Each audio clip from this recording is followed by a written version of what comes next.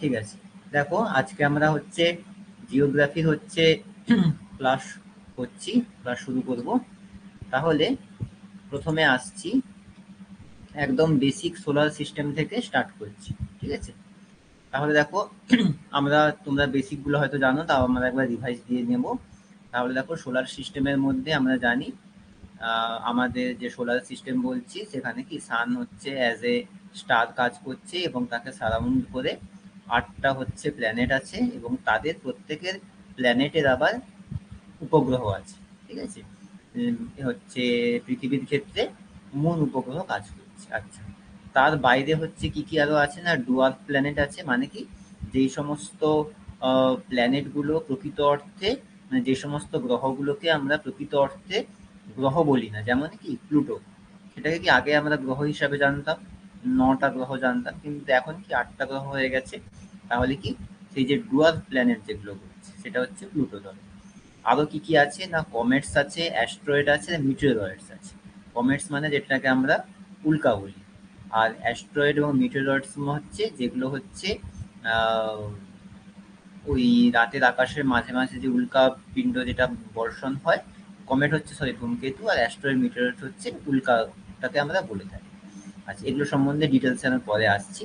আচ্ছা, তাহলে আমাদের কি কি গেল না, আমাদের তাহলে ৮টা হচ্ছে প্ল্যানেট, ৮টা হচ্ছে গ্রহ। তার মধ্যে টেরিস্ট্রিয়াল মানে যেখানে কি না স্থলভাগের অবস্থান আছে, সেই রকম গ্রহ হচ্ছে ৪টে: মার্কারি, ভেনাস, আর্থ এবং মার্স। ঠিক আছে, ৪টে গ্রহ হচ্ছে যেখানে না টেরিস্ট্রিয়াল মানে কি ভূপৃষ্ঠের আমরা চিহ্ন পেয়ে থাকি। আর হচ্ছে কি গ্যাসিয়াস জায়েন্ট, যেখানে হচ্ছে কি পুরোটাই হচ্ছে গ্যাসের পিণ্ড, সেটা হচ্ছে কি জুপিটার এবং সাটার্ন বা শনি যেটাকে আমরা বলছি। আর আইস জায়েন্ট মানে যেখানে হচ্ছে কি পুরোটা বরফে আচ্ছাদিত, সেটা হচ্ছে কি ইউরেনাস এবং নেপচুন। আমরা কি জানি ইউরেনাস এবং নেপচুন হচ্ছে ৮টা গ্রহের মধ্যে সবার লাস্টে আছে, তাই জন্য সেটা সূর্য থেকে অনেক দূরে থাকার জন্য সেখানে মেনলি বরফের আচ্ছাদন দেখা যায়, তাই জন্য সেটাকে বলছে আইস জায়ান্ট। তাহলে কি না ৮টা প্ল্যানেটকে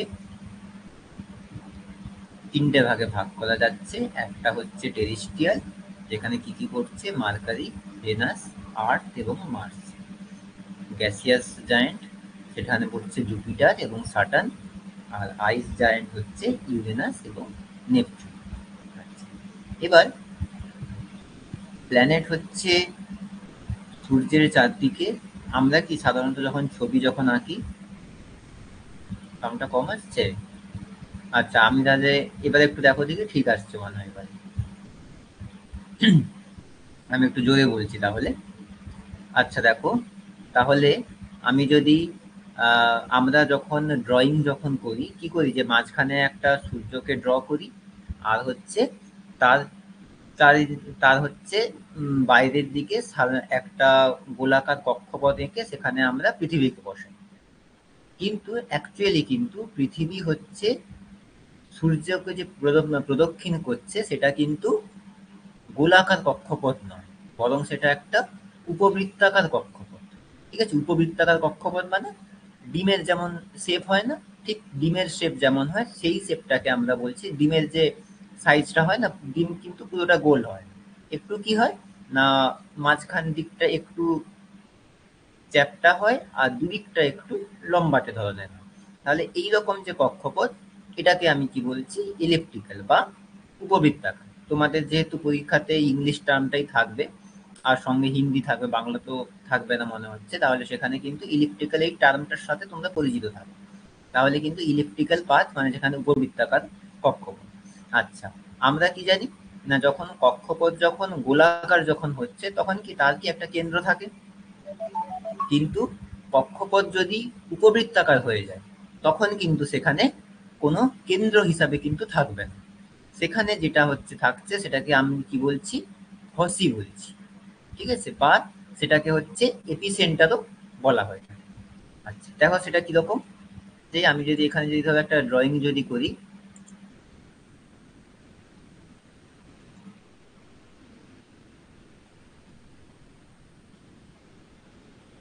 ধরো এইরকম একটা কক্ষপথ, তার হচ্ছে যখন উপবৃত্তাকার হবে সেখানে কিন্তু এইরকম দুটো সাইডে দুটো যে অবস্থান থাকে এটাকে আমি কি বলছি, এপিসেন্টার বলছি। ঠিক আছে, এবার পৃথিবী এবং সূর্যের মধ্যে কিরকম হচ্ছে না, ধরো এই জায়গাতে হয়তো আমার সূর্য আছে। ঠিক আছে, এই জায়গাতে হয়তো আমার সূর্য আছে, আর পৃথিবী হয়তো এই কক্ষপথে হয়তো আবর্তন করছে। ঠিক আছে, তাহলে আমার কি গেল না, যেহেতু উপবৃত্তাকার কক্ষপথ সেখানে মাঝখানে একটা সেন্টার না হয়ে এই দুটো সাইডে দুটো হচ্ছে থাকছে, যেটাকে আমি এপিসেন্টার বলা হয়, সরি ইসেন্ট্রিসিটি বলা হচ্ছে, বা এখানে ধরো ফসিও বলেছে। ইসেন্ট্রিসিটি মোর অ্যাপ্রোপ্রিয়েট টার্ম। ঠিক আছে, আর হচ্ছে এই যে কক্ষপথ, উপবৃত্তাকার কক্ষপথ, এই উপবৃত্তাকার কক্ষপথকে আবর্তন করে হচ্ছে পৃথিবী ঘুরছে। আচ্ছা, এবার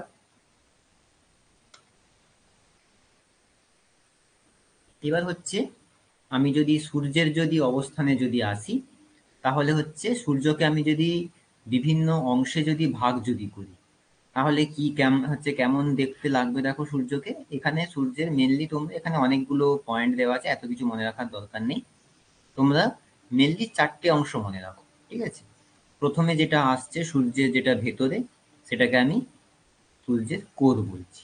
ঠিক আছে, আচ্ছা, একদম যেটা বাইরে আসছে সেটাকে আমি কি বলছি, করোনা।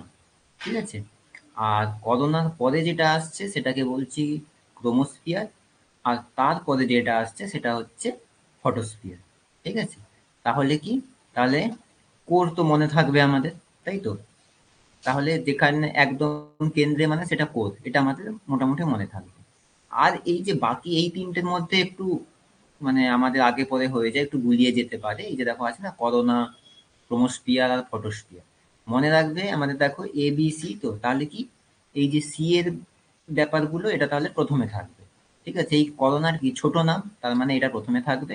তার থেকে বড় নাম হচ্ছে ক্রোমোস্ফিয়ার, তারপরে থাকবে আর পি, ফটোস্ফিয়ার। আর ভেতরেরটা তো কোর, সেটা আমাদের হচ্ছে মনে অবশ্যই থাকবে। কোর মানে কেন্দ্র, আমরা জানি প্রথম থেকে। তাহলে কোর মনে থাকবে। তারপরে হচ্ছে বাইরে থেকে যদি বলি তাহলে করোনা, যেটা একটু ছোট, মানে অ্যালফাবেটে ছোট বলছি। আর তারপরে হচ্ছে বড় অ্যালফাবেটে হচ্ছে ওয়ার্ড হিসাবে বড় হচ্ছে ক্রোমোস্ফিয়ার আসছে, তাহলে সি হয়ে গেল। তারপরে আসবে পি, ফটোস্ফিয়ার, আর ভেতরে তো কোর, সব থেকে যেটা ছোট ওয়ার্ড। ঠিক আছে, মনে থাকবে। আচ্ছা, তাহলে এই এই চারটেই এখানে মনে রাখো, আর বাদ বাকি এখানে ইম্পর্টেন্ট নয় খুব একটা। আচ্ছা, নেক্সট হচ্ছে এবার আমি যদি বলি, এগুলো জাস্ট কিছু জাস্ট ইনফরমেশন, এইগুলো জাস্ট একটু মনে রাখো। ঠিক আছে, যে বিগেস্ট প্ল্যানেট আমরা জানি জুপিটার বা বৃহস্পতি যেটা বলছি। বিগেস্ট স্যাটেলাইট সেটা হচ্ছে কি গ্যানিমেড, এটাও হচ্ছে বৃহস্পতির স্যাটেলাইট। আচ্ছা, ব্লু প্ল্যানেট পৃথিবী, গ্রিন প্ল্যানেট ইউরেনাস, আর হচ্ছে বিগেস্ট প্ল্যানেট হচ্ছে ভেনাস। ঠিক আছে, আচ্ছা, নেক্সট হচ্ছে, আচ্ছা এখানে দেখো এই যে আগে যে একটু আগে যে পড়িয়েছিলাম না, যে তিনটে ভাগ, অ্যাস্ট্রয়েড কি, মেটেরিয়র কি, আর হচ্ছে কমেটস কি, তিনটে এখানে সম্বন্ধে দেখো একটু ডিসক্রাইব করা আছে, যাতে তোমাদের পরীক্ষায় যদি তোমাদের যদি পড়ে তোমরা যাতে করতে পারো।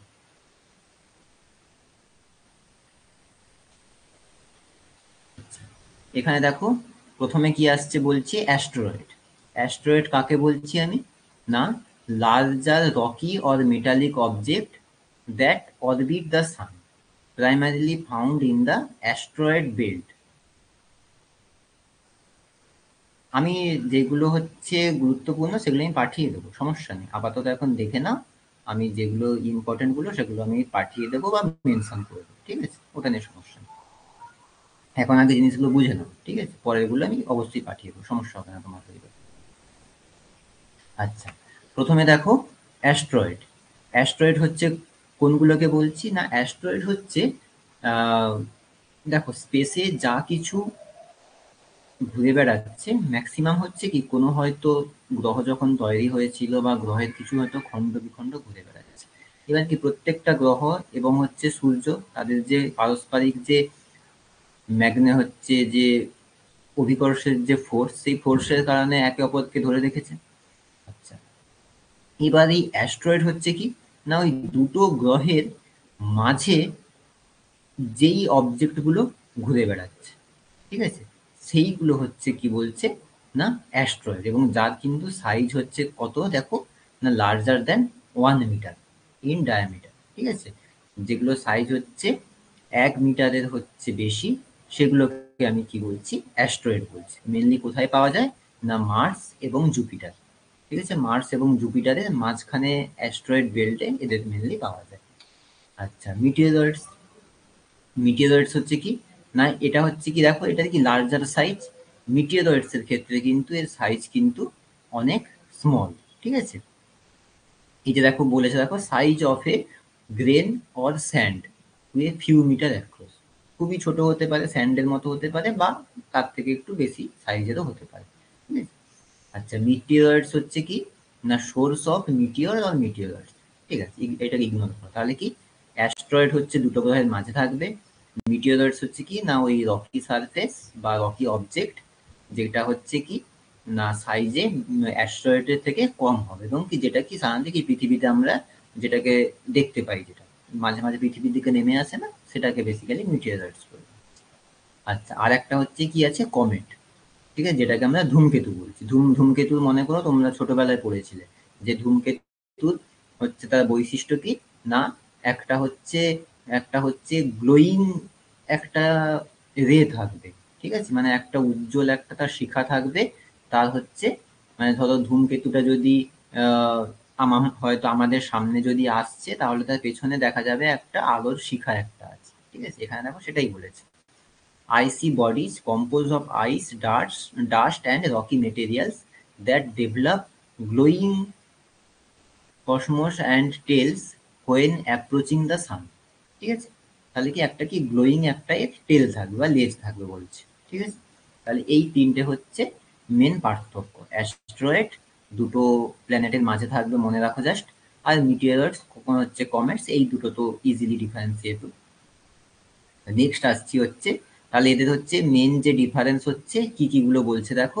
কম্পোজিশনের ক্ষেত্রে অ্যাস্টেরয়েড হচ্ছে কি রকি বা মেটালিক হতে পারে, কমেট হচ্ছে কি হবে আইসি হবে, মানে বুঝতেই পারছো বরফ যুক্ত হবে, আর মিটিওরয়েডস হচ্ছে দুটোর মধ্যে যে কোনো একটা হতে পারে, রকিও হতে পারে বা আইসিও হতে পারে।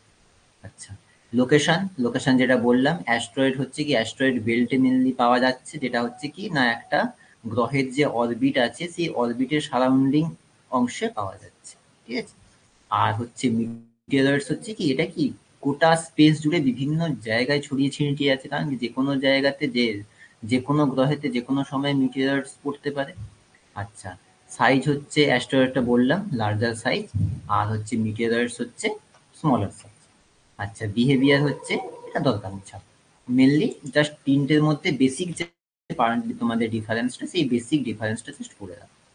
আচ্ছা এবার যদি দেখি, আচ্ছা এবার তোমরা বলো যে তোমরা তো পড়েছো অবশ্যই ছোটবেলায় যে আবর্তন গতি পরিক্রমণ গতি, তাই না, একটাকে যেটা আমি বলছি ইংলিশে যদি বলি একটা হচ্ছে কি রোটেশন আর একটা হচ্ছে রেভলিউশন, তাই তো আমরা কি জানি যে সূর্য হচ্ছে স্থির, পৃথিবী তার চারিদিকে প্রদক্ষিণ করছে। এবার সেই প্রদক্ষিণ আবার দুভাবে করছে কিরকম না পৃথিবী আমরা কত জানি 66.5 ডিগ্রি কোণে হেলে আছে, এবার পৃথিবী তার নিজ অক্ষের চারিদিকে ঘুরছে, আবার সূর্যকে কেন্দ্র করেও ঘুরছে। তাহলে কি দুটো তার ঘূর্ণন হচ্ছে, একটা হচ্ছে অক্ষের চারিদিকে যেটাকে আমি কি বলছি রোটেশন বলছি, আর একটা হচ্ছে কি সূর্যের চারিদিকে যেটাকে আমি কি বলছি রেভলিউশন। দুটো মনে থাকবে, রোটেশন হচ্ছে অক্ষের চারিদিকে নিজ অক্ষের চারিদিকে, আর হচ্ছে রেভলিউশন হচ্ছে সূর্যের চারিদিকে। তাহলে হচ্ছে রোটেশন হচ্ছে আমরা জানি রোটেশনের কারণে কি দিন রাত্রি হয়, সেটা তাহলে কত টাইম পিরিয়ড কত 24 ঘন্টা। আচ্ছা আর হচ্ছে রেভলিউশনের কারণে ওই যে পৃথিবী পৃথিবী সূর্যকে একবার প্রদক্ষিণ করতে 365 দিন সময় লাগে, তাহলে 365 দিন যে সময় লাগছে তাহলে কি হচ্ছে তার 365 দিনে কি আমাদের চেঞ্জ হচ্ছে না একটা বছর চেঞ্জ হচ্ছে, এবং বছরের কি বিভিন্ন সিজন গুলো চেঞ্জ হচ্ছে। তাহলে মনে রাখতে হবে রোটেশন নিজ অক্ষের চারিদিকে ঘুরছে এবং তার ফলে দিন রাত্রি হচ্ছে, আর রেভলিউশন হচ্ছে সূর্যের চারিদিকে ঘুরছে এবং তার ফলে বিভিন্ন ধরনের সিজন চেঞ্জ হচ্ছে। ক্লিয়ার? আচ্ছা, এবার আমি যদি বলি, আচ্ছা দেখো সেই আগে একটা ছবি এঁকেছিলাম না, দাঁড়াও আগের স্লাইডটাতে যাই। এই স্লাইডটাতে দেখো, এইখানে একটা ছবি এঁকেছিলাম না, যে উপবৃত্তাকার কক্ষপথ, একটা ধরো এই লোকেশনে হচ্ছে আমার কি সান আছে, এই যে এই ডান দিকের এই লোকেশনটাতে সান আছে, আর হচ্ছে পৃথিবী হচ্ছে এই এই কক্ষ বরাবর প্রদক্ষিণ খাচ্ছে। তাহলে দেখো এইরকম যদি কক্ষপথ হয়, যেটা উপবৃত্তাকার কক্ষপথ বা ইলিপ্টিক্যাল অরবিট বলছি, সেই অরবিটে যদি হয় তখন কি হবে না, পৃথিবী কি হচ্ছে একটা সময় সূর্যের কাছে আসবে, আবার একটা সময় কি সূর্য থেকে দূরে চলে যাবে, তাই তো? তাহলে ভাব হচ্ছে যেই সময়ে সূর্যের কাছে আসবে সেই কন্ডিশনটাকে কি বলছি আমি, এক সেকেন্ড, আচ্ছা সেই কন্ডিশনটাকে আমি কি বলছি না, পেরিজি বলছি। আর যেই কন্ডিশনে হচ্ছে সূর্য থেকে দূরে চলে যায়, মানে ধরো পৃথিবীটা এই জায়গাতে আছে, এটা সূর্য এটা পৃথিবী, এই জায়গায় যখন আছে এটা হচ্ছে কি কন্ডিশন, পেরিজি কন্ডিশন। আর যখন পৃথিবী যখন সূর্য থেকে যখন দূরে যখন চলে যাবে তখন সেটা হয়ে যাবে অ্যাপোজি কন্ডিশন। আচ্ছা, তাহলে পেরিজি কন্ডিশন কোন সময়ে হয় না, আচ্ছা পেরিজি অ্যাপোজি অ্যাকচুয়ালি নয়, এটা একটু আমি ভুল বললাম, আর একটু কারেকশন করে দিচ্ছি। একটা হচ্ছে অ্যাপহিলিয়ন, সরি, যেটা হচ্ছে কাছে যেটা থাকে সেটা হচ্ছে অ্যাপহিলিয়ন, আর হচ্ছে যেটা দূরে যেটা থাকে সেটাকে বলছে কি পেরিহিলিয়ন। ঠিক আছে? পেরিহিলিয়ন হচ্ছে কখন হচ্ছে হবে না, 3rd জানুয়ারি। 3rd জানুয়ারি হচ্ছে হবে পেরিহিলিয়ন। আর যখন হচ্ছে দূরে যখন যাবে তখন সেটা হবে অ্যাপহিলিয়ন, সেটা হবে কত না হচ্ছে 4th জুলাই। আর যেটা বললাম অ্যাপোজি এবং পেরিজি, সেটা হচ্ছে কি না পৃথিবী এবং সূর্যের পজিশন, যখন হচ্ছে সরি পৃথিবী এবং চাঁদের পজিশন, পৃথিবী এবং চাঁদ যখন কাছাকাছি যখন থাকবে তখন তাকে বলছে কি পেরিজি, আর যখন দূরে যখন চলে যাবে তখন সেটা বলছে অ্যাপোজি। তাহলে কি আমার এখানে কি মেনলি তিনটে, একটা হচ্ছে স্টার, একটা হচ্ছে প্ল্যানেট, আর একটা হচ্ছে স্যাটেলাইট। তাহলে হচ্ছে স্টারের ক্ষেত্রে কি হবে, যখন হচ্ছে রিলেশন যখন হচ্ছে স্টার এবং প্ল্যানেটের মধ্যে, ঠিক আছে, তখন দুটো টার্ম আসছে, একটা হচ্ছে পেরিহিলিয়ন আর একটা হচ্ছে অ্যাপহিলিয়ন। যখন হচ্ছে পৃথিবী এবং সূর্য সব থেকে কাছাকাছি অবস্থান করবে তখন সেটাকে বলছে পেরিহিলিয়ন, যেটা হচ্ছে 3rd জানুয়ারি। আর যখন সূর্য এবং পৃথিবী দূরে অবস্থান করবে সেটা তখন বলছে অ্যাপহিলিয়ন, সেটা হচ্ছে কত 4th জুলাই। মানে 4th জুলাই মানে আজকের দিন, তাই তো? আজকে হচ্ছে বৃহস্পতিবার, তাহলে আজকের দিন হচ্ছে পৃথিবী এবং হচ্ছে সূর্য সব থেকে হচ্ছে কি দূরে অবস্থান করছে, যেটাকে আমি বলছি কি অ্যাপহিলিয়ন। আচ্ছা, এই কন্ডিশনটা যখন পৃথিবী এবং যখন চাঁদের ক্ষেত্রে যখন হবে তখন কি হবে না, পৃথিবী এবং চাঁদের ক্ষেত্রে হলে একটা হয়ে যাবে পেরিজি আর একটা হয়ে যাবে অ্যাপোজি। পেরিজিটা হচ্ছে কি ঠিক সেম, পেরিহিলিয়ন যেমন কি কাছে, তেমনি পেরিজিও হচ্ছে কাছে, আর হচ্ছে অ্যাপোজি হচ্ছে কি দূরে। ঠিক আছে? আচ্ছা, এবার হচ্ছে যেখানে ছিলাম সেখানে সেই স্লাইডটাতে আসছি। হ্যাঁ, এবার হচ্ছে এই স্লাইডটাকে একটু ভালো করে দেখবো। ঠিক আছে?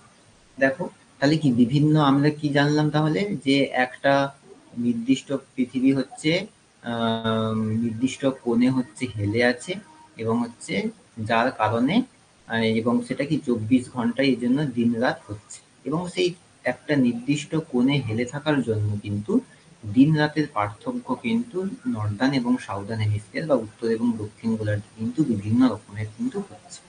সেটা হচ্ছে প্রথমে যদি আমি আসি, যে ধরো আমি আসছি একদম ধরো মার্চ থেকে শুরু করছি, একদম এই যে নিচে যেটা আছে এই নিচের পোর্শন থেকে আমি স্টার্ট করছি। ঠিক আছে? এইটা হচ্ছে কি বলছে দেখো, আমরা কি জানি যে আহ, সূর্য নিরক্ষরেখার ওপরে লম্বভাবে কিরণ দেয়, ধরে নিই যে অলমোস্ট সারা বছর নিরক্ষরেখার উপর লম্বভাবে কিরণ দেয়, তাই তো? তাহলে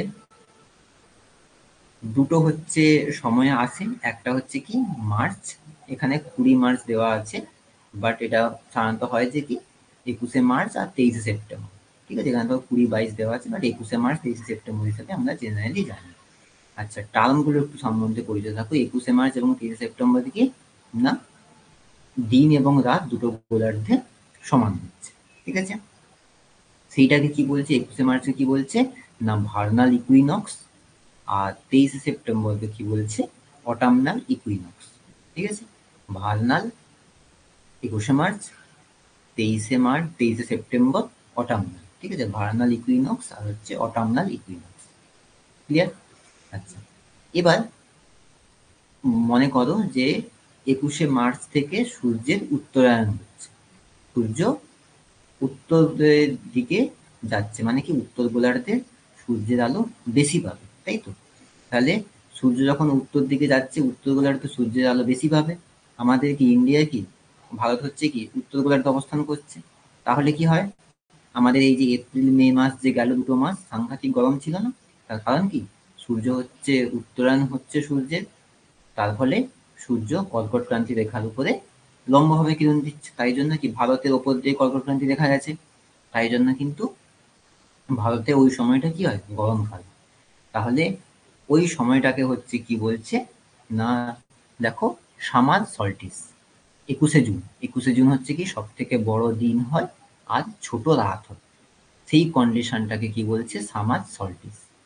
আর এর ঠিক অপোজিট, মানে ধরো আমার হয়তো এই নিচ থেকে স্টার্ট হলো মার্চ মাস, 21শে মার্চ, যখন উত্তর গোলার্ধ দক্ষিণ গোলার্ধে দিন রাত সমান। তারপর ভাবো সূর্য উত্তর দিকে যেতে থাকলো, কর্কট ক্রান্তি রেখার উপরে লম্বভাবে কিরণ দিল, যখন হচ্ছে কি না দিনের দৈর্ঘ্য পরপর বাড়ছে, রাতের দৈর্ঘ্য পরপর কমছে। তাহলে এমন একটা দিন এলো, সেটা হচ্ছে 21শে জুন, যেটাকে আমি কি বলছি সামার সল্টিস। আমরা এভাবে মনে রাখবো যে জুন মাস আমাদের এখানে কি সামার, তার মানে সামার সল্টিস। ঠিক আছে, আচ্ছা। তারপরে হচ্ছে কি আবার কি আসছে জুনের পরে, দেখো সেপ্টেম্বর মাস আসছে। সেপ্টেম্বর মাসে কি আসছে 23শে সেপ্টেম্বর, যেখানে কি আবার দিন রাত সমান হচ্ছে, মানে কি সূর্য তখন দক্ষিণের দিকে মানে ইকুয়েটর থেকে হচ্ছে উত্তর দিকে আসছিল, আবার হচ্ছে উত্তর থেকে দক্ষিণের দিকে মানে ইকুয়েটরের দিকে আবার যাওয়া শুরু করলো। তখন কি হবে আবার দিন রাত্রি সমান হয়ে যাবে, আবার এবার ইকুয়েটর থেকে আবার কি হবে দক্ষিণ দিকে আসবে।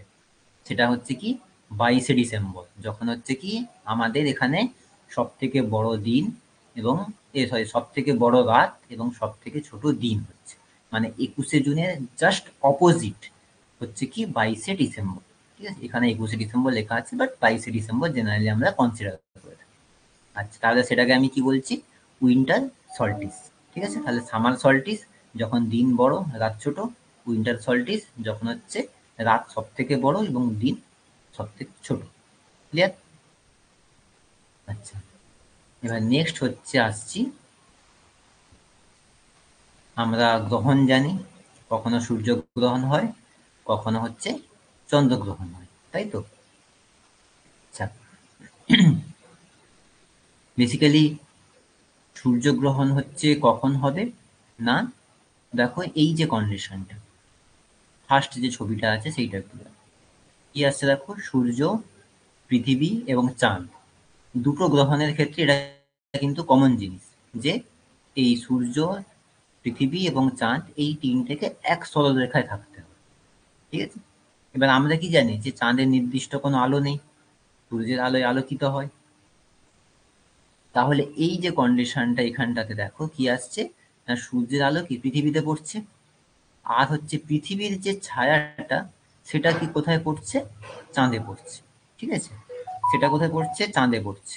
তাহলে সেটা যখন চাঁদে পড়ছে তাহলে কি আমার আসছে না এই যে ধরো আমরা পৃথিবীতে বাস করছি, তাহলে পৃথিবী থেকে কি আমরা কি চাঁদকে কিন্তু আর দেখতে পাচ্ছি না, তাই না? চাঁদ কিন্তু ধরো দেখতে পাচ্ছি, তাহলে এই যে দেখো যেটা গাঢ় যে ছায়ার যে পোর্শনটা সেটাকে আমি কি বলছি আম্ব্রা বলছি। আর তার থেকে যে অপেক্ষাকৃত যে কম যে ছায়া যে অঞ্চলটা সেটাকে কি বলছি পেনাম্ব্রা। ঠিক আছে, তাহলে এটা একটা কন্ডিশন। আর একটা কন্ডিশন হচ্ছে কি আসছে না যখন হচ্ছে কি না পৃথিবীর ছায়া হচ্ছে চাঁদের উপর পড়ছে এবং চাঁদ হচ্ছে কি পৃথিবীকে একটু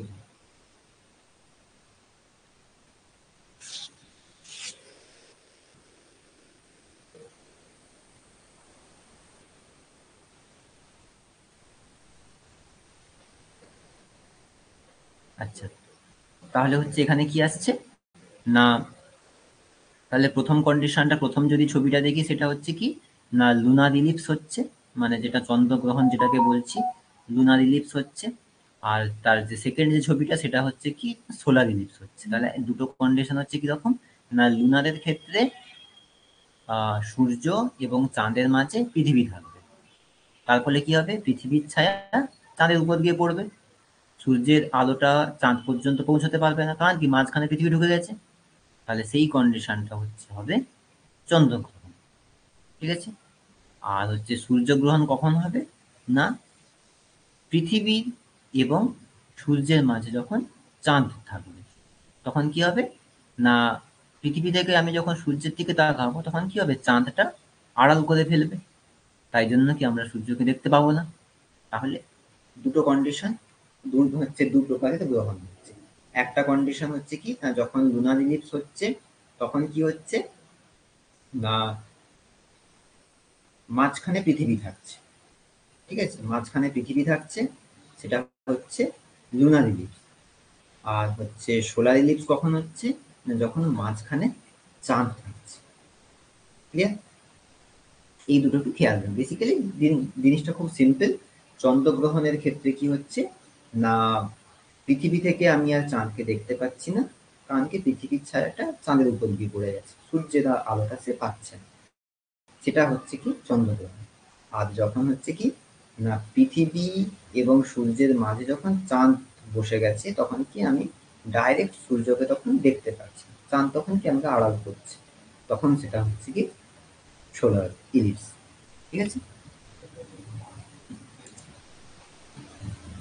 আচ্ছা, নেক্সট এবার আসছি।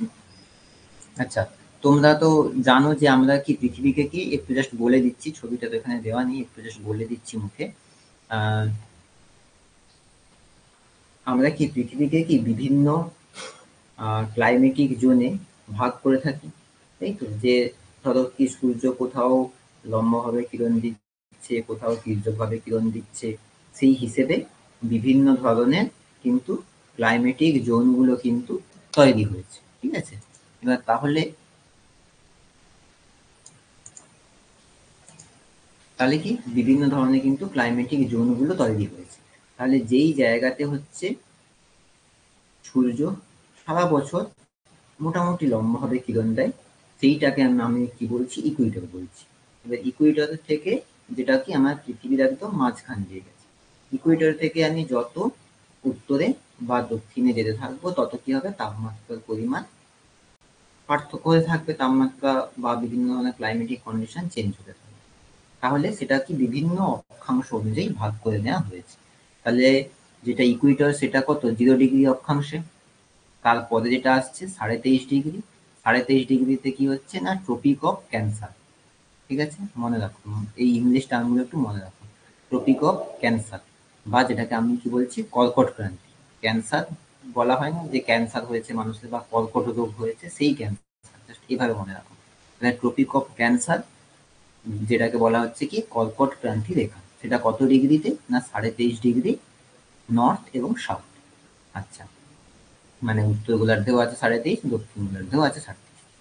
আচ্ছা, এবার তারপরে যদি আসি যে আর্কটিক সার্কেল, এটা হচ্ছে কততে না 66.5 ডিগ্রি, 66.5 বা 66.5 ডিগ্রি নর্থ এবং হচ্ছে সাউথ।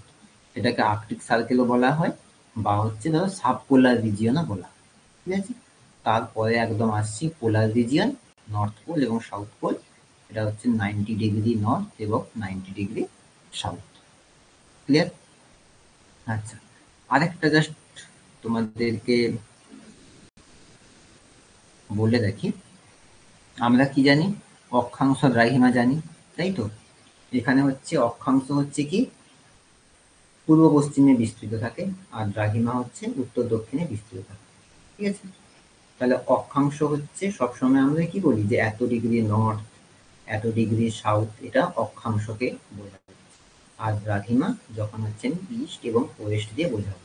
ঠিক আছে, অক্ষাংশ সবসময় মনে রাখবে একটা কমপ্লিট সার্কেল, পুরোটা একটা কমপ্লিট সার্কেল। বাট দ্রাঘিমা হচ্ছে কি অর্ধবৃত্ত, ঠিক আছে, পুরো বৃত্ত নয়, অর্ধবৃত্ত। ওকে, এই বেসিক জিনিসগুলো একটু মনে রাখবে। আচ্ছা, এবার নেক্সট আসছি যেটা পৃথিবীর অভ্যন্তর। পৃথিবীর অভ্যন্তরে কেমন অবস্থানগুলো আছে বা পৃথিবীর অভ্যন্তর হচ্ছে কিভাবে আছে একটু সেটা আমরা দেখব। প্রথমে আছে কি বলছে দেখো, কন্টিনেন্টাল ক্রাস্ট মানে কি, যেটা হচ্ছে মহাদেশীয় যে ভাগ, সেটাকে কি বলছি আমি, কন্টিনেন্টাল ক্রাস্ট। নেক্সট হচ্ছে আসছে কি ওশানিক ক্রাস্ট, মানে যেটা হচ্ছে সামুদ্রিক যে অংশ সেটাকে বলছি কি ওশানিক ক্রাস্ট। তারপরে কি আসছে, তাহলে কি মেনলি হচ্ছে তিনটে ভাগ মনে রাখো, ক্রাস্ট, মেন্টেল আর হচ্ছে কোর, তিনটে। ক্রাস্ট যেটা সব থেকে ওপরে যেটা থাকছে সেটাকে ক্রাস্ট বলছি, তারপরে যেটা থাকছে সেটাকে মেন্টেল বলছি, আর তারপরে যেটা থাকছে সেটাকে আমি কোর বলছি। ক্রাস্টের ক্ষেত্রে দুটো ভাগে ভাগ করছে আবার, একটা হচ্ছে কন্টিনেন্টাল ক্রাস্ট এবং আর একটা হচ্ছে ওশানিক ক্রাস্ট। মেন্টেলের ক্ষেত্রে কি আপার মেন্টাল বলছে এবং লোয়ার মেন্টাল বলা হচ্ছে। এই আমরা যখন দেখি না টিভিতে যে কোথাও ধরো অগ্নুৎপাত হচ্ছে, ভেতর থেকে কি ম্যাগমা বেরিয়ে আসছে, তাই তো? সেই ম্যাগমা যেই অংশ থেকে বেরিয়ে আসছে সেই যে অংশটা সেটাকে কি বলা হচ্ছে, অ্যাস্থেনোস্ফিয়ার। ঠিক আছে, সেই অ্যাস্থেনোস্ফিয়ার হচ্ছে কি না, প্রধানত কিন্তু যে আপার মেন্টেল, ঠিক আছে, সেই আপার মেন্টেলের অংশে কিন্তু মেনলি অ্যাস্থেনোস্ফিয়ারটা কিন্তু থাকছে। ঠিক আছে, যেটা কি একদম লিকুইড পার্ট হিসেবে থাকে। লিকুইড, একদম লিকুইড বলাটা ভুল হবে, সান্দ্র বলতে হবে। প্রপার ওয়ার্ড হচ্ছে ভিসকাস। ঠিক আছে, সান্দ্র বা ভিসকাস, সেই ফর্মের যেই অংশ থাকছে সেটাকে আমি কি বলছি, অ্যাস্থেনোস্ফিয়ার বলছি। ঠিক আছে, তাহলে আপার মেন্টেল, আপার মেন্টেলের মধ্যে অ্যাস্থেনোস্ফিয়ার, তারপরে তোমার থাকছে হচ্ছে লোয়ার মেন্টেল। তারপরে এবার আসছে কোর। কোরের মধ্যে হচ্ছে পড়ছে কি আউটার কোর এবং ইনার কোর। এই দেখো ইনার কোর কিন্তু আবার সলিড, আউটার কোর কিন্তু লিকুইড। ঠিক আছে, মনে থাকবে, ইনার কোর হচ্ছে সলিড, আউটার কোর হচ্ছে লিকুইড। এবার আমরা এই যে অংশগুলো, এই যে বিভিন্ন যে লেয়ারগুলো, যে এইগুলো যে বললাম, এই লেয়ারগুলো আমরা কিভাবে জানতে পারছি না, ভূমিকম্পের তরঙ্গের মাধ্যমে আমরা জানতে পারছি। ঠিক আছে, যে ধরো যখন ধরো কোথাও ভূমিকম্প কি হয়, যে কিছু তরঙ্গ জানি, ভূমিকম্প হলে যা যা হয় সেটা তো আমরা সবই জানি।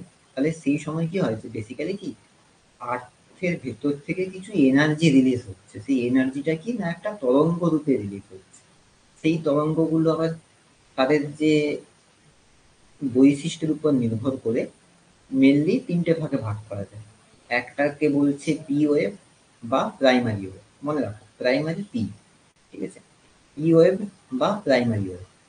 এবার প্রাইমারি বলা হচ্ছে কেন না, এই ওয়েভটা সবার প্রথমে আসছে, তাই জন্য এটাকে বলা হচ্ছে প্রাইমারি। ঠিক আছে, নেক্সট হচ্ছে প্রাইমারি হয়ে গেলে তারপরে কি আসছে, সেকেন্ডারি। আমরা যেমন পড়েছি না প্রাইমারি স্কুলে, তারপরে কি সেকেন্ডারি, তারপর হায়ার সেকেন্ডারি, এখানেও ঠিক সেরকম প্রাইমারি ওয়েভ বা পি ওয়েভ, নেক্সট আসছে কি সেকেন্ডারি ওয়েভ, এটা হচ্ছে কি এস ওয়েভ। ঠিক আছে, আরেকটা আসছে কি লাস্ট যেটা, সেটা হচ্ছে সারফেস ওয়েভ বা এল ওয়েভ। ওকে, তাহলে তিনটে ওয়েভ মনে রাখো, প্রাইমারি, সেকেন্ডারি আর হচ্ছে সারফেস। আচ্ছা, এবার তাহলে এই যে ওয়েভগুলো, এই ওয়েভগুলো বিভিন্ন লেয়ারে বিভিন্ন ধরনের গতিবেগ। ঠিক আছে, আমরা ধরো প্রথমে তো পৃথিবীর ভেতরে কি আছে সেটা আমরা জানবো কি করে, আমাদের পক্ষে যেটা জানা সম্ভব নয়। কিন্তু যখন ওই ভূমিকম্পের যে ওয়েভগুলো, ওইগুলোকে যখন স্টাডি করা হলো তখন কি দেখা যাচ্ছে না, ভূ অভ্যন্তরে বিভিন্ন অংশে বিভিন্ন রকমের ওয়েভের ভেলোসিটি আসছে। ঠিক আছে, তাহলে কি বিভিন্ন রকমের ভেলোসিটি আসছে মানে কি ওখানকার যে মেটেরিয়ালস গুলো সেগুলো বিভিন্ন রকমের, তাই তো? যে ধরো আমি যদি কাঠে যদি একটা শব্দ করি, তার শব্দের ফলে যে শব্দ তরঙ্গটা কাঠের মধ্য দিয়ে যেভাবে যাবে, একটা যদি লোহার কোনো জিনিসের শব্দ করি তাহলে কি সেইভাবে দুটোর মধ্যে কি পার্থক্য থাকবে, শব্দের পার্থক্য থাকবে কেন, কারণ দুটো হচ্ছে কি মেটেরিয়ালসটা কিন্তু আলাদা। ঠিক এখানেও ঠিক সেরকম তাদের গতিবেগের পার্থক্য কেন হচ্ছিল, কারণ বিভিন্ন পৃথিবীর অভ্যন্তরে বিভিন্ন অংশে বিভিন্ন রকমের পদার্থ দিয়ে গঠিত।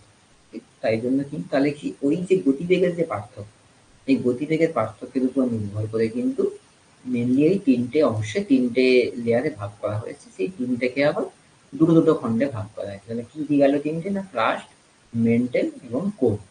ক্রাস্ট হচ্ছে দুভাগে ভাগ করা হচ্ছে, একটা কন্টিনেন্টাল একটা ওশানিক। মেন্টেল হচ্ছে তাকে দুভাগে ভাগ করা হচ্ছে, একটা আপার একটা লোয়ার।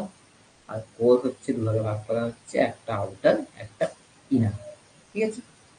আচ্ছা, এই যে ধরো এই যে ছটা যে লেয়ার বললাম, তাহলে কি একটা লেয়ারের বৈশিষ্ট্য থেকে আরেকটা লেয়ারের বৈশিষ্ট্য আলাদা, তাই জন্যই তো লেয়ারে ভাগ করা হচ্ছে। তাহলে এই যে বৈশিষ্ট্যগুলো যে আলাদা, এই আলাদা বৈশিষ্ট্যের কারণে মানে এই যে ধরো দুটো আলাদা বৈশিষ্ট্য, তো তাহলে তার যে মাঝের অংশ মানে ধরো আপার আপার মেন্টেল এবং লোয়ার মেন্টেল, এই আপার মেন্টেল এবং লোয়ার মেন্টেলের মাঝের যে অংশ থাকছে এটাকে কি বলা হচ্ছে? ডিসকন্টিনিউটি। ডিসকন্টিনিউটি মানে কন্টিনিউটি কি মানে কি জানি আমি, যেটা কন্টিনিউয়াস চলছে সেটা কন্টিনিউটি বলা হচ্ছে। ডিসকন্টিনিউটি মানে কি যেখানে কন্টিনিউয়াসলি চলছে না। তার মানে কি দুটো লেয়ারের ক্যারেক্টার আলাদা, তাই জন্য দুটো লেয়ারকে ভাগ করা হয়েছে। তাহলে দুটো লেয়ারের মাঝের যে অংশগুলো থাকবে সেটাকে কি বলা হচ্ছে? ডিসকন্টিনিউটি। এই ডিসকন্টিনিউটি কিন্তু প্রত্যেকটা লেয়ারের মাঝের বলছে, আপার কাস্ট লোয়ার কাস্ট তার মাঝে একটা ডিসকন্টিনিউটি, লোয়ার কাস্ট আপার মেন্টেল তার মাঝে, আপার মেন্টেল লোয়ার মেন্টেল তার মাঝে, লোয়ার মেন্টেল আপার কোর তার মাঝে, আর হচ্ছে এই আউটার কোর এবং আউটার কোর ইনার কোর তার মাঝে ডিসকন্টিনিউটি। ঠিক আছে? তাহলে লেয়ারগুলো থাকবে এবং লেয়ারের মাঝের যে অংশটা যেটা বেসিক্যালি দুটো লেয়ারকে দুভাগে ভাগ করছে সেটাকেই বলা হচ্ছে ডিসকন্টিনিউটি। ঠিক আছে? আচ্ছা, তাহলে পৃথিবীর সারফেস থেকে কেন্দ্র পর্যন্ত কত গভীর, এইটা একটু কষ্ট করে মনে রাখতে হবে। ঠিক আছে? যে ৬,৩৭০ কিলোমিটার, বা আরো যদি প্রিসাইসলি বলা হয় ৬,৩৭১ কিলোমিটার। এখানে ৭০ কিলোমিটার ছবিতে দেওয়া আছে, বাট একদম অ্যাকিউরেট হচ্ছে ৬,৩৭১ কিলোমিটার। ঠিক আছে? এইটা একটু তোমাদেরকে মনে রাখতে হবে যে পৃথিবীর ভূপৃষ্ঠ থেকে পৃথিবীর কেন্দ্র পর্যন্ত কতটা গভীরতা, ৬,৩৭১ কিলোমিটার। আচ্ছা, এবার তাহলে কি, তাহলে দেখো এবার এখানে পৃথিবীতে কি আমরা বিভিন্ন রকমের ভূমিরূপ দেখতে পাই। সেই ভূমিরূপগুলো হচ্ছে কি পৃথিবীর সারফেসের ওপরে বলছি, পৃথিবীর সারফেসের ওপরে কি আমরা বিভিন্ন ধরনের ভূমিরূপ দেখতে পাচ্ছি। সেই ভূমিরূপ হচ্ছে দুটো কারণে তৈরি হতে পারে, বা দুটো ফোর্সের কারণে মেনলি তৈরি হতে পারে। একটা হচ্ছে কি এন্ডোজেনেটিক ফোর্স, আর একটা হচ্ছে এক্সোজেনেটিক ফোর্স। ঠিক আছে? ওয়ার্ডগুলো একটু কঠিন লাগলেও একটু জাস্ট বুঝে নাও, অতটাও কঠিন না। দেখো, এন্ডো বলছে, তাই তো? এন্ডো মানে কি ভেতরে। তার মানে যে সমস্ত ফোর্স ভেতর থেকে, পৃথিবীর ভেতর থেকে আসছে এটাকে কি বলছি? এন্ডোজেনেটিক ফোর্স। আর এক্সোজেনেটিক ফোর্স হচ্ছে কি না, যে সমস্ত ফোর্স বাইরে থেকে আসছে। বাইরে থেকে আসছে মানে পৃথিবীর বাইরে থেকে নয় অ্যাকচুয়ালি, যে ধরো সারফেস মানে যে সমস্ত ফোর্স অ্যাটমসফিয়ার থেকে আসছে বা বায়ুমণ্ডল থেকে যেগুলো আসছে সেটাকে আমি কি বলছি? এক্সোজেনেটিক। ঠিক আছে? এন্ডো মানে ভেতরে, এক্সো মানে বাইরে।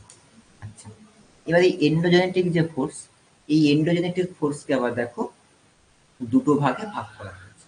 ঠিক আছে? একটা হচ্ছে কি সাডেন ফোর্স, আর একটা হচ্ছে ডায়াস্ট্রোপিক ফোর্স। সাডেন ফোর্স হচ্ছে কি না যেগুলো হঠাৎ করে তৈরি হয়, যেমন কি ভূমিকম্প হঠাৎ করে তৈরি হয় না? আমরা যে কোনো মুহূর্তে বসে থাকতে থাকতে ভূমিকম্প তৈরি হয়ে যাবে, কোনো আলাদা, এটা কোনো সাইক্লোন নয় যে আগে থেকে তোমাকে ইন্ডিকেশন দেবে যে এই ডেটে এই জায়গাতে সাইক্লোন আসবে। তাহলে কি এটা কি সাডেন, হঠাৎ করে উইথাউট এনি ইন্ডিকেশন, এটা কিন্তু যে কোনো সময় যে কোনো জায়গায় দেখা যেতে পারে। তাহলে এখানে কি সাডেন ফোর্সের মধ্যে আর্থকোয়েক পড়বে, ভূমিকম্প, ল্যান্ডস্লাইড, ভলকানিক ইরাপশন। এগুলো দেখো সবগুলো ল্যান্ডস্লাইড জানি, হঠাৎ করে ভূমিধস নামতেই পারে। আচ্ছা, আর ডায়াস্ট্রোপিক ফোর্সের মধ্যে কি না যেগুলো কি অপেক্ষাকৃত কি স্লোতে কাজ করছে, ধীর গতিতে কাজ করছে।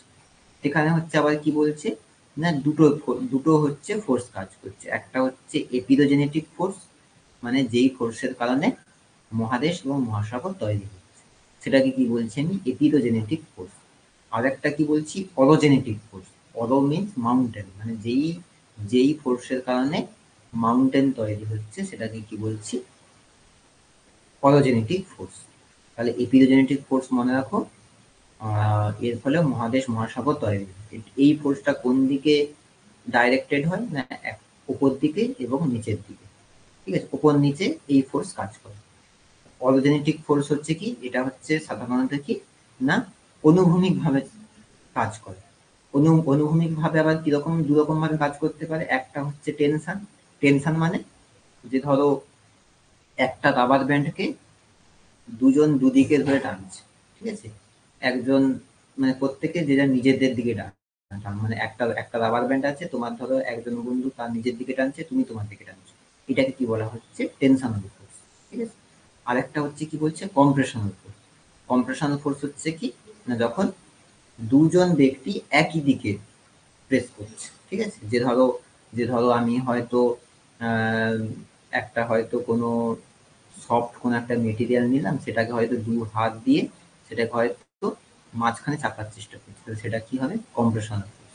তাহলে টেনশনাল ফোর্সের ফলে কি হতে পারে, যখন কি না দুটো জিনিসকে একটা জিনিসকে তুমি দুদিকে টানছো, তখন তাহলে কি হতে পারে মাঝখান থেকে ফ্র্যাকচার হয়ে যেতে পারে। তাই তো, মাঝখান থেকে ফ্র্যাকচার হয়ে যেতে পারে।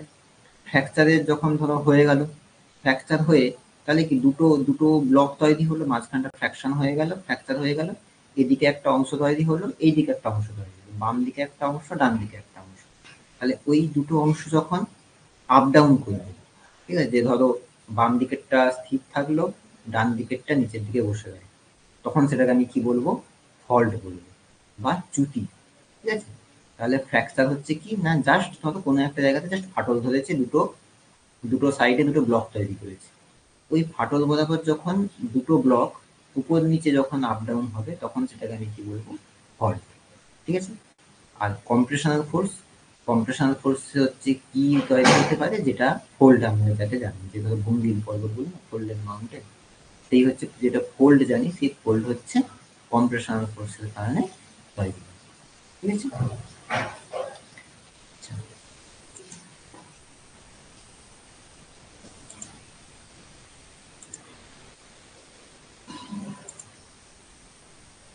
নেক্সট আসছি দেখো। আচ্ছা, এইখানটা একটু বলে দিই। দেখো আসছে কি কন্টিনেন্টাল ড্রিফট। কন্টিনেন্টাল ড্রিফট বলতে কি বোঝাচ্ছে না, একটা সময় হচ্ছে আমাদের যে এখন যে বিভিন্ন মহাদেশগুলোকে যে আমরা দেখছি, এশিয়া, ইউরোপ, আফ্রিকা, আমেরিকা, দক্ষিণ আমেরিকা, এদিকে অস্ট্রেলিয়া, আন্টার্কটিকা, এই যে সমস্ত মহাদেশগুলোকে বিভিন্ন জায়গায় ছড়িয়ে ছিটিয়ে আছে গোটা পৃথিবী জুড়ে। এবার কি একটা সময় কি হয়েছিল না, এই যে সমস্ত যে মহাদেশগুলো একটা জায়গাতে একসাথে অবস্থান করছে। তাহলে ভাবো, এই যে দেখো প্রথম যে ছবিটা দেওয়া আছে, প্রথম ছবিটাতে একটু ভালো করে দেখো। প্রথম ছবিটাতে কি আছে দেখো, সমস্ত মহাদেশগুলো একসাথে আছে, তাই না? দেখো এখানে মহাদেশগুলো দেখো নামও লেখা আছে, north America, south America, Africa, Antarctica, Australia, Eurasia, সমস্ত দেখো নামগুলোও দেওয়া আছে। তাহলে দেখো সমস্ত মহাদেশগুলো যখন একসাথে যখন ছিল, তাহলে কি বাদ বাকি যে পোর্শনটা পড়ে থাকবে সেটা কি একটা মহাসাগর পড়ে থাকবে। তার মানে বেসিক্যালি কি হলো না, একটা সময় এরকম ছিল যখন সমস্ত মহাদেশগুলো এক জায়গাতে, আর কি বাদ বাকি যে মহাসাগর যেটা সেটা তাহলে বাদ বাকি পোর্শন জুড়ে থাকছে। তো এই সমস্ত মহাদেশ যে এক জায়গায় যে থাকছে, এটাকে কি বলছি আমি, প্যানজিয়া। PANGEA, Pangaea. যখন কি না সমস্ত মহাদেশগুলো এক জায়গায় থাকে, সেটাকে আমি বলছি কি প্যানজিয়া। আর বাদ বাকি যে মহাসাগরীয় যে অংশটা, সেটাকে আমি কি বলছি, প্যান্থালাসা। ঠিক আছে, একটু মনে রাখো। তাহলে যেটা হচ্ছে যখন সমস্ত মহাদেশগুলো এক জায়গায় থাকছে, সেটাকে আমি বলছি প্যানজিয়া। আর সমস্ত মহাসাগরগুলো যখন এক জায়গায় থাকছে, তখন সেটাকে আমি বলছি কি প্যান্থালাসা। এবার কি হলো, প্রথমে কি হলো না, এই প্যানজিয়াটা দুটো ভাগে ভেঙে গেল, একটা উত্তর দিকে আর একটা দক্ষিণ দিকে। উত্তর দিকে যেটা অংশটা সেটাকে আমি কি বলেছি, তোমরা ছোটবেলায় পড়েছো মনে করো, আঙ্গারল্যান্ড, বা এর আরো একটা নাম আছে, সেটা হচ্ছে লরেসিয়া। LAURASIA, লরেসিয়া। আর এর যে সাউথার্ন যে অংশটা, যেটা দক্ষিণে যেটা ছিল, সেটাকে কি বলছে, গন্ডোয়ানা। তাহলে আঙ্কারল্যান্ড, গন্ডোয়ানাল্যান্ড আমরা ছোটবেলায় পড়েছিলাম। তাহলে এই আঙ্গারল্যান্ড মানে কি, এটা কি বেসিক কনসেপ্টটা কি না, সমস্ত মহাদেশগুলো এক সময় এক জায়গায় ছিল, কোনো একটা সময় সেটা কি হয়েছে না বিভিন্ন খণ্ডে ভাগ হয়ে গেছে। প্রথমে দুটো খণ্ডে ভাগ হয়েছিল, একটা উত্তরে যেটাকে আমরা বলছি কি প্যানজিয়া, আর একটা হচ্ছে দক্ষিণে যেটাকে আমি যেটাকে আমি বলছি কি সরি, একটা উত্তরে যেটাকে আমি বলছি কি আঙ্গারল্যান্ড, আর একটা হচ্ছে দক্ষিণে যেটাকে আমি বলছি কি গন্ডোয়ানাল্যান্ড। এবার এই আঙ্গারল্যান্ডের মধ্যে কি কি মহাদেশগুলো ছিল না, উত্তর আমেরিকা, ইউরোপ, আর ধরো এশিয়ার, ম্যাক্সিমাম এশিয়া। আর হচ্ছে দক্ষিণের মধ্যে কি কি ছিল না, দক্ষিণ America, Africa, India, Australia, Antarctica. ঠিক আছে? তাহলে এবার তাহলে এই যে আমাদের এই যে বিভিন্ন যে মহাসাগরগুলো, এগুলো কি করে তৈরি হলো না, দেখো, প্রথমে তুমি যদি ধরো ইমাজিন একটু করো, যে ধরো এই প্রথম ছবিটাতে দেখো সমস্ত মহাদেশগুলো একটা জায়গাতে আছে।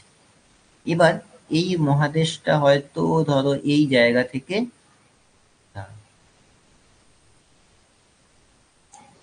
মহাদেশটা হয়তো এই ধরো মাঝখান থেকে দুটো খণ্ডে ভাগ হয়ে গেল। তাহলে যেটা উত্তর দিকে যেটা গেল সেটাকে আমি কি বলছি, লরেশিয়া বা আঙ্গারল্যান্ড, আর নিচে যেটা এলো সেটা হচ্ছে গন্ডোয়ানাল্যান্ড। এবার ভাবো এই যে, তার মানে কি সমুদ্র একটা ছিল, কিন্তু যেহেতু ল্যান্ডটা কন্টিনেন্টটা দুটো ভাগে ভাগ হয়ে গেল, তাহলে কি সেই মাঝখানটা কি সমুদ্র দ্বারা ফিল আপ হয়ে যাবে, তাই তো? সেই মাঝখানটা কি সমুদ্র দ্বারা হচ্ছে ফিল আপ হয়ে যাবে। তাহলে তখন কি হবে না, নতুন একটা কি ওশানের তৈরি হবে। বেসিক্যালি নতুন ওশান নয়, মাঝখানটা জল দিয়ে ভরে গেল, সেই জায়গাটার আমি একটা নতুন নামকরণ করলাম, এই জায়গা। ঠিক আছে? আচ্ছা, তাহলে প্রথমে আমাদের কি প্রশান্ত মহাসাগর জানি। তাহলে কি না, যখন দুটো যখন পুরো একটা ল্যান্ডমাস যখন দুটো খণ্ডে যখন ভাগ যখন হয়ে গেল, তখন সেই যে একটা মহাসাগর ছিল, সেই একটা মহাসাগর আর একটা থাকলো না। ওই দুটোর মাঝের যে গ্যাপ, সেই গ্যাপে কি হলো, জল প্রবেশ করলো এবং আরেকটা মহাসাগরের তৈরি হলো। ঠিক একই রকম ভাবে ভাবো, প্রত্যেকটা মহাদেশ যখন একে অপরের থেকে যখন আলাদা আলাদা হতে থাকলো, তখন সেই মাঝখানগুলো কি মহাসাগর দ্বারা ফিল আপ হয়ে গেল। সেই কারণেই কিন্তু আমি বিভিন্ন নামে মহাসাগরগুলোকে চিনি। প্রশান্ত মহাসাগর, আটলান্টিক মহাসাগর, ভারত মহাসাগর, ঠিক আছে? এই বিভিন্ন নামে কিন্তু আমি চিনি। তাহলে কন্টিনেন্টাল ড্রিফট থিওরি, এটা একটু মনে রাখো, এটা একটু ইম্পর্টেন্ট কোশ্চেন। আচ্ছা, এই কন্টিনেন্টাল ড্রিফট থিওরি প্রথম কে দিয়েছিল না, অ্যালফ্রেড ওয়েগনার। অ্যালফ্রেড ওয়েগনার হচ্ছে প্রথম হচ্ছে কন্টিনেন্টাল ড্রিফট থিওরি দিয়েছে। ঠিক আছে? তিনি কি বলেছিলেন না, এই এক সময় সমস্ত কন্টিনেন্টগুলো এক জায়গায় ছিল, যেটাকে আমি প্যানজিয়া বলছি, আর ওশানটাকে বলছি প্যানথালাসা। তারপরে একটা সময় প্যানজিয়াটা ভাগ হয়ে যায় এবং ওশানও হচ্ছে বিভিন্ন নামকরণ হয়ে থাকে। ঠিক আছে? তাহলে এটা গেল আমার continental drift theory, Alfred Wegener 1915 সালে এই থিওরিটা উনি দিয়েছিলেন। আচ্ছা, এবার নেক্সট আসছি। আচ্ছা, তোমাদের তো আরো ক্লাস আছে না? আচ্ছা, আরেকটু এটা পড়িয়ে দিচ্ছি, দিয়ে আজকে আপাতত বন্ধ করব। আচ্ছা, নেক্সট আসছি হচ্ছে কি sea floor spreading.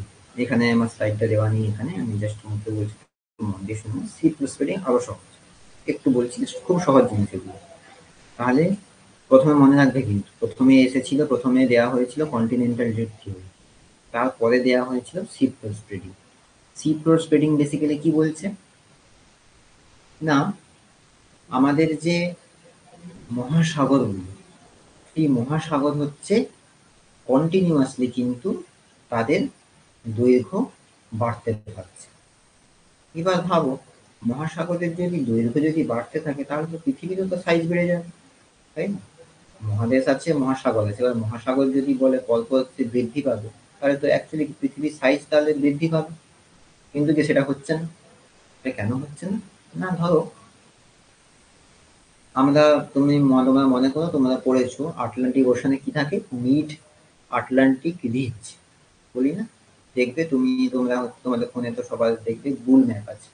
Google ম্যাপকে satellite অপশানে দিয়ে দেখবে আটলান্টিক ওশানের মাঝখান দিয়ে দেখবে এস শেপের মতো একটা অংশ দেখতে পাবে, ঠিক আছে? ওটাকে কি বলছে না mid Atlantic ridge. Mid Atlantic ridge basically কি জিনিস না, এটা হচ্ছে কিচ্ছু না, এটা হচ্ছে কি না মিড আটলান্টিক রিজ হচ্ছে আমরা যেমন জানি না ভলকানিক ইরাপশন হলে কি হয়, ভলকানোর যে মুখ আছে, যে মাউথ আছে, সেই মাউথ থেকে কি কন্টিনিউয়াসলি লাভা বেরোতে থাকে।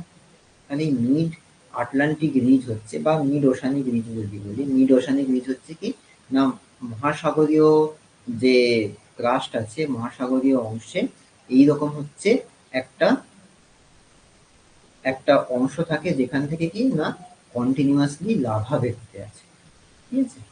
তাহলে ভাবো পুরো লম্বা লম্বি, ঠিক আছে, পুরো যদি আটলান্টিক ওশানকে আমি যদি দেখি, আটলান্টিক ওশানের পুরো উত্তর থেকে দক্ষিণ পর্যন্ত একটা এস শেপের একটা এরকম একটা অংশ আছে। তাহলে কি সেখান থেকে কি লাভা বেরোচ্ছে, লাভাটা বেরোচ্ছে মানে কি সেটাকে অবশ্যই সেটা জলের সংস্পর্শে যেহেতু, কারণ কি সমুদ্রের নিচে ওশান ফ্লো, সেই ওশান ফ্লোরে হচ্ছে এই মিড আটলান্টিক বা মিড ওশানিক রিজ আছে। তাহলে কি সেখান থেকে কন্টিনিউয়াস লাভা বেরোচ্ছে, কন্টিনিউয়াস লাভা যখন জলের সংস্পর্শে আসছে সেটা কি ঠান্ডা হচ্ছে, দিয়ে কি সেটা সলিড হয়ে যাচ্ছে। তাহলে ভাবো এইভাবে কি আসছে, তার মানে লাভা বেরোচ্ছে, এটা ঠান্ডা হচ্ছে, সলিড হচ্ছে, তাহলে কি আয়তনে বাড়ছে স্বাভাবিকভাবে। কিন্তু তাহলে কি পৃথিবীর আয়তন কিন্তু বাড়ছে না। কেন বাড়ছে না? কারণ কি আমরা সেই ট্রেঞ্চ করেছি না, ট্রেঞ্চ কি যেখানে একটা অংশ আরেকটা অংশের ভেতরে প্রবেশ করছে। পরের দিন প্লেট টেকটনিক পোর্শনটা পড়াবো।